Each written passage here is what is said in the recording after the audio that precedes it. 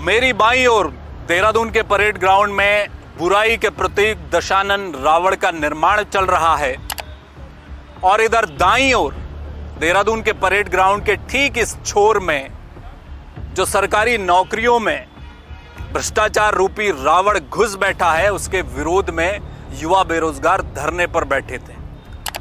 दशहरे के दिन मुख्यमंत्री को इस रावण का दहन करना था, लेकिन इस रावण के दहन का कोई मतलब नहीं तब तक जब तक सरकारी सिस्टम में घुसे रावण को न जलाया जाए। इसलिए मुख्यमंत्री कल इस जगह पहुंचे और युवा बेरोजगारों के सामने सीएम ने ऐलान किया कि वो सीबीआई जांच के लिए तैयार हैं, बकायदा लिख कर दे दिया। अब हर कोई उम्मीद कर रहा है कि सीबीआई जांच जल्द होगी और वो रावण स्वरूप जिन्होंने उत्तराखंड के सिस्टम को खोखला किया है, युवाओं के भविष्य से खिलवाड़ चल रहा है, वो सलाखों के पीछे होंगे। लेकिन बड़ा सवाल ये है कि मुख्यमंत्री आए कि आना पड़ा, सीबीआई जांच स्वीकारी कि स्वीकारना पड़ा, दोनों में अंतर है। नमस्कार, जय भारत टीवी देख रहे हैं आप, मैं हूं हेम भट्ट। 21 सितंबर को रविवार के दिन उत्तराखंड में स्नातक स्तरीय भर्ती की परीक्षा हुई, पेपर चला, चंद मिनटों में ही पेपर बाहर आ गया, हड़कंप मच गया। लेकिन आंदोलन सोमवार से शुरू हुआ, यानी कि 22 सितंबर से, और पहले दिन जब आंदोलन चला तो सरकार के लोग, सत्ताधारी दल कहने लगे कि ये तो राजनीति चल रही है। आंदोलन के दूसरे दिन कहा गया कि ये तो सरकार को असहज करने की कोशिश हो रही है, षड्यंत्रकारी हैं, छात्र नहीं है। तीसरे दिन हरिद्वार से बसें भरकर छात्र लाए गए और उनसे कहलवाया गया कि साहब, पेपर देने वाले छात्र तो हम हैं, बाकी जो धरने पर बैठे हैं उनका छात्रों से कोई लेना देना नहीं, हम चाहते हैं कि परीक्षा का परिणाम बाहर आए। चौथे दिन हरिद्वार से कुछ बुजुर्ग से छात्र आए, गृह सचिव से मिले और कहा कि हम सरकार के साथ खड़े हैं, रिजल्ट तो आना चाहिए, परीक्षा रद्द नहीं होनी चाहिए। पांचवें दिन कहा कि इस धरने में देश विरोधी नारे लग रहे हैं, आजादी के नारे लग रहे हैं। छठे दिन कहा गया कि हिंदू विरोधी है आंदोलन, भगवा का अपमान हुआ है। सातवें दिन कहा गया कि यहां पर बैठे युवाओं में 4-5 ऐसे चेहरे हैं जिनको आने वाले समय में चुनाव लड़ना है, वो युवाओं का गलत यूज कर रहे हैं। आठवें दिन भी यही बातें हुई। मुख्यमंत्री तक ने कहा 100 नाम धन्य हैं, राजनीति करना चाहते हैं, अपनी राजनीतिक रोटियां सेक रहे हैं, छात्रों का भला नहीं चाहते। और यह भी कहा गया कि यहां पर बैठा युवा दरअसल अनपढ़ है, वो पढ़ा लिखा नहीं है। और 90वें दिन आते आते मैं मुख्यमंत्री, पूरी सरकार घुटने के बल बैठ गई, सरेंडर हो गई उन्हीं युवाओं के सामने जिनके आंदोलन को डिरेल करने के लिए पूरा सरकारी सिस्टम, वो लोग जो सरकार से कहीं ना कहीं छोटा मोटा फायदा भी ले रहे थे, उसमें पत्रकार भी शामिल हैं, सब युवाओं के आंदोलन को डिरेल करने की कोशिश में जितना जहर उगल सकते थे उतना जहर उगला गया। नौबत यहां तक आ गई कि जहर बचा ही नहीं। क्या क्या नहीं कहा गया। जो बेटियां यहां बोल रही थी उनके चरित्र पर सवाल उठाने शुरू कर दिए गए। किसी को कहा गया कि 2 बच्चों की मां है, कैसे छात्रा हो सकती है। समझ ही नहीं आ रहा था किसी को कि 42 साल तक नौकरी के लिए संघर्ष कर सकता है युवा। कोई कुछ भी बोले जा रहा था, लेकिन आखिर में हुआ क्या, पूरे उत्तराखंड में यह आंदोलन पहुंच गया, घर घर पहुंच गया, तराई मैदान से लेकर पहाड़, हर घर हर शहर पहुंच गया। बुजुर्ग हाथ में मशाल लेकर निकलने लगे। उत्तराखंड आंदोलन की याद ताजा हो गई कि हाथ में मशाल लेकर कह रहे हैं कि हम अपने नाती पोतों का ये भविष्य नहीं चाहते, इसलिए हमें निकलना पड़ेगा। आंदोलन इस कदर लोगों के घरों तक पहुंच गया, दिलों में घर कर गया। लोगों ने ठान लिया कि नहीं, ये व्यवस्था तो नहीं चलेगी, इससे तो हमारे बच्चों का भविष्य खराब हो जाएगा। और तब जाकर सरकार को एहसास हुआ कि दरअसल पानी अब कहीं नीचे नहीं, पानी तो यहाँ पहुँच गया है। और फिर जो शुरुआत में मैंने आपसे कहा कि मुख्यमंत्री आए कि आना पड़ा, सीबीआई जांच स्वीकारी कि मजबूर होकर स्वीकारनी पड़ी। कल मुख्यमंत्री धरना स्थल पहुंचे, अच्छी बात है, लेकिन और भी अच्छी बात तब होती जब 22 सितंबर को मुख्यमंत्री ये कह देते कि इस मामले की सीबीआई जांच होगी। चलिए 22 छोड़िए, 23 को कह दिया होता, 24 को कह दिया होता, जिस दिन एसआईटी जांच गठित की थी उस दिन कह दिया होता। 4 मांगों को लेकर बेरोजगार युवा धरने पर बैठे थे। सीबीआई जांच हो, स्नातक स्तरीय जो पेपर हुआ है वो रद्द हो, चूंकि उस पर सवाल खड़े हो गए हैं, और जो आयोग के चेयरमैन हैं उनकी विदाई हो, और इसके अलावा जो पुलिस की आरक्षी पुलिस की जो नियमावली आई उसमें संशोधन किया जाए। ये 4 मांगे थी। कल मुख्यमंत्री ने आकर एक मांग मान ली, लेकिन असली खबर यहीं से शुरू हो रही है जिस पर हम चर्चा कर रहे हैं।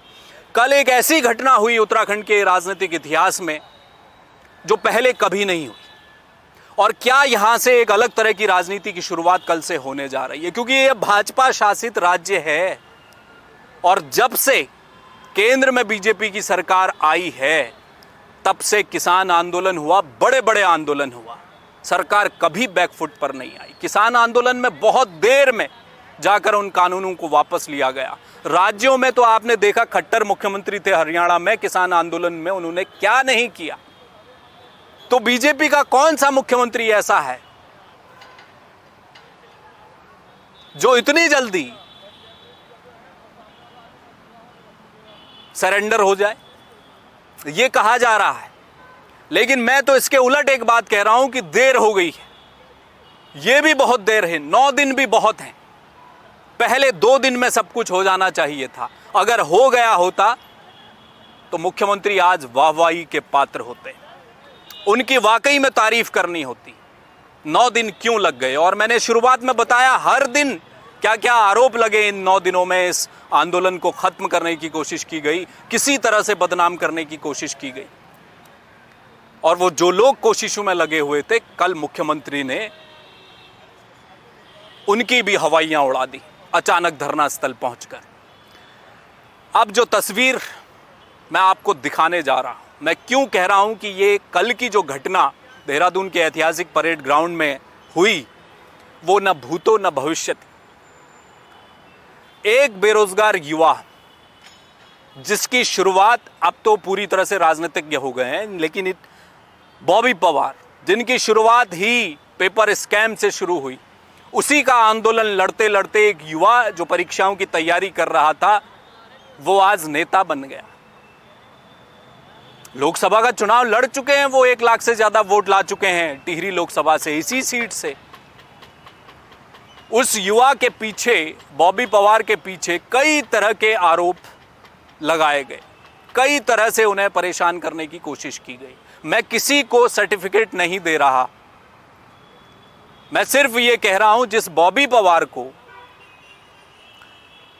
सरकार का हर नुमाइंदा कल तक कई तरह के आरोप लगा रहा था, उनके आगे कल मुख्यमंत्री इतने झुक गए।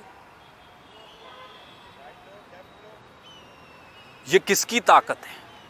ये इस बेरोजगार आंदोलन की ताकत है। ये बताता है कि अगर मुद्दों में दम होगा, अगर जन समर्थन होगा, तो चाहे सरकार कितनी ही अकड़ वाली हो उसे झुकाया जा सकता है। तस्वीर देखिए गौर से, तस्वीर बेहद खास है और इसका मतलब बहुत बड़ा है। मुख्यमंत्री ने कहा कि मैं सीबीआई जांच कराने को तैयार हूं। बगल में खड़े बॉबी पवार ने कहा इतने भर से नहीं मानेंगे साहब, लिख कर दीजिए। कागज मंगाया गया, मुख्यमंत्री ने कागज पकड़ा और उसमें लिखना पड़ा।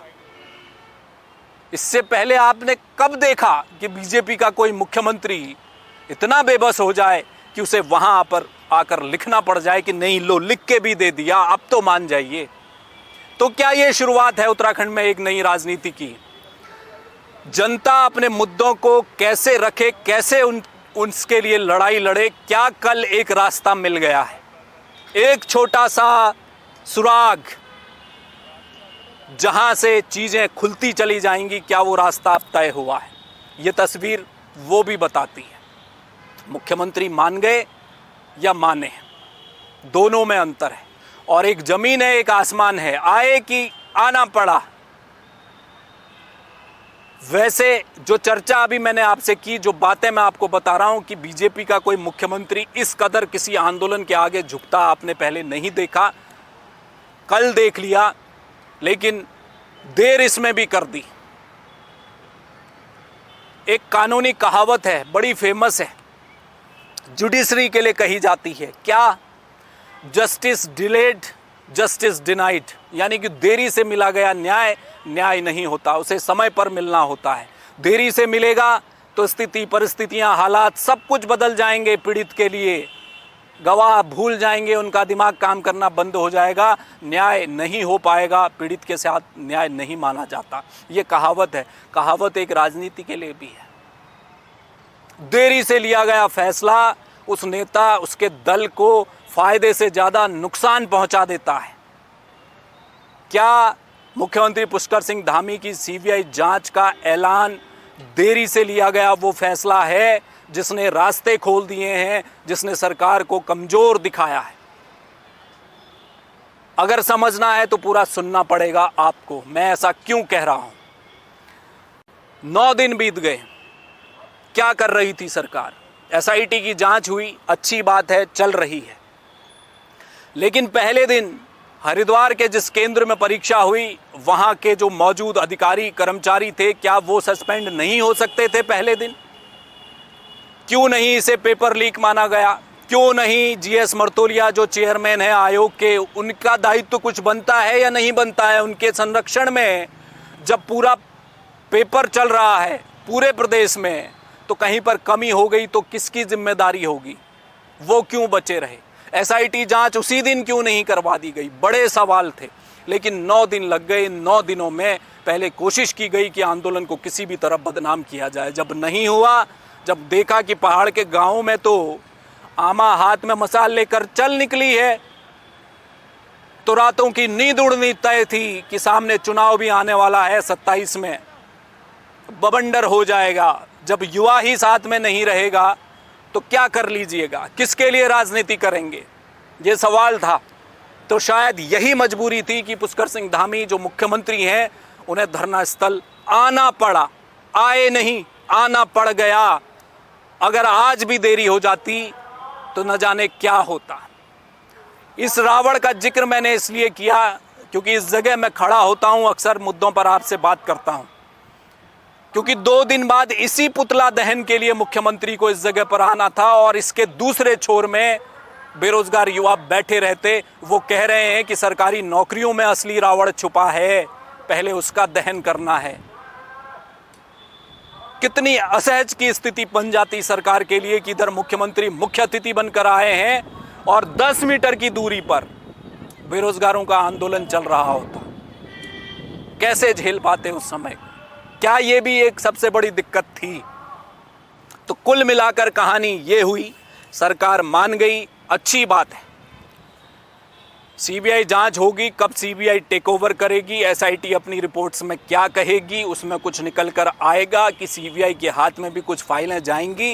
कितना वक्त लगेगा कहना मुश्किल है। चेयरमैन रहेंगे जाएंगे ये कहना भी मुश्किल है। परीक्षा रद्द होगी ये कहना भी मुश्किल है। लेकिन एक बड़ा घटनाक्रम ये हुआ कि मुख्यमंत्री सामने आए, उन बेरोजगार युवाओं के सामने आकर उन्होंने उनके आंदोलन पर, उनके चरित्र पर, उनकी सोच पर, उनकी ईमानदारी पर मोहर लगा दी और अपनी हरी झंडी दे दी कि ये युवा सही मांग को लेकर धरने पर बैठे थे। यहाँ कोई देश विरोधी गतिविधि नहीं हुई, न कोई हिंदू का अपमान हुआ, न मुसलमान का अपमान हुआ। ये सिर्फ अपनी रोजगार, अपने भविष्य के लिए लड़ रहे थे। इस बात की मोहर लगा कर गए मुख्यमंत्री। बेरोजगार अभी भी कह रहे हैं 10 अक्टूबर तक का समय दिया है, अगर परीक्षा रद्द नहीं होती तो फिर आंदोलन करेंगे। ये आपस की बेरोजगार संघ, युवाओं की और सरकार की लड़ाई है। लेकिन जो तस्वीर निकलकर सामने आई कि कल सरकार के लिए, बीजेपी सरकार के लिए जो लगातार 2 टर्म से उत्तराखंड में शासन कर रही है, उसे पहली दफा इतना बड़ा झटका लगा कि जिस व्यक्ति को गाली देते रहे रात दिन, उसके आगे मुख्यमंत्री की कलम वही लिखने लगी जो उस युवा ने कहा। ऐसी तस्वीरें लोकतंत्र में कम दिखाई देती हैं। तारीफ की जा सकती है मुख्यमंत्री की कि उन्होंने इतना बड़ा फैसला लिया, उन युवाओं को बचा लिया, उन बेटियों को, बहनों को बचा लिया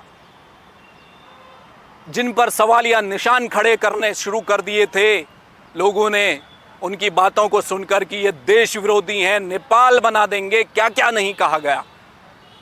कम से कम उन्हें बचा लिया मुख्यमंत्री ने, वरना उनका जीना हराम था। उत्तराखंड में कैसे जी पाते? ट्रोल आर्मी पीछे पड़ चुकी थी। कम से कम मुख्यमंत्री ने एक अच्छा काम किया कि उन युवाओं को बचा लिया। उनके मुकदमे भी वापस कीजिए। वो कोई सड़क बनाने के लिए, पुल बनाने के लिए, सड़क के गड्ढों को तो देख ही नहीं रहा है युवा। कब देखा आपने उत्तराखंड में ऐसा कोई आंदोलन, सड़क की मांग कि युवा सड़कों पर उतरा हो? राज्य आंदोलन के समय देखा था। आज वो अपनी जायज मांग मांग रहे हैं। युवा छात्राएं उसी के लिए लड़ रहे हैं। हमारी नौकरी जिसके लिए पढ़ाई कर रहे हैं उसी में भ्रष्टाचार है, तो उसे खत्म करने की मांग कर रहे हैं। कोई बड़ी मांग नहीं कर रहे, कोई लीक से हटकर नहीं जा रहे, जायज मांग थी तो मुख्यमंत्री आए। अब एक कहानी और है, छोटी सी, जो संक्षेप में मैं आपको बता दूं कि क्या वाकई में मुख्यमंत्री अकेले पड़ गए थे? पराये तो कह रहे थे, अपने भी कहने लगे थे। पूर्व मुख्यमंत्री त्रिवेंद्र सिंह रावत का बयान आया, उसके बाद तो जब सीबीआई जांच की कल मुख्यमंत्री ने बात कह दी तो फूल मालाएं भी पड़ने लगी उनके गले में। तो अपने लोग भी सवाल उठाने लग गए थे। जो खांटी नेता हैं बीजेपी के वो चुप थे, वो चुप थे। कई बड़बोले विधायक इसी छात्र आंदोलन को डिरेल करने के लिए बड़े बड़े आरोप लगा रहे थे। वो कल उनके मुंह उतरे हुए थे, चेहरे लटके हुए थे, क्योंकि मुख्यमंत्री आकर झुक गए तो फिर बचा क्या जिसके लिए वो लड़ रहे थे।